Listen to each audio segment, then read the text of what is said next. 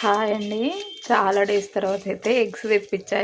Egg rice చేద్దామని. Morning అన్నం మిగిలిందని చెప్పేసి ఎగ్ అంతా అంటే ఉడకబెట్టేసి అన్నీ చేసేసా. లాస్ట్కు అన్నం చూద్దాం, అన్నం తీసి ఇల్లు వేద్దామనేసరికి అన్నం అంతా ఖరాబ్ అయిపోయింది.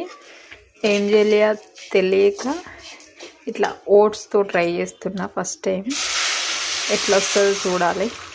ఓట్స్ అయితే వేసా. ఓట్స్ కొంచెం వేగాక వాటర్ వేసా. చూడాలి ఎట్లా ఉంటుందో, అసలు ఎట్లా వస్తుందో చూడండి. ఫైనల్గా అయితే ఉడికిపోయింది.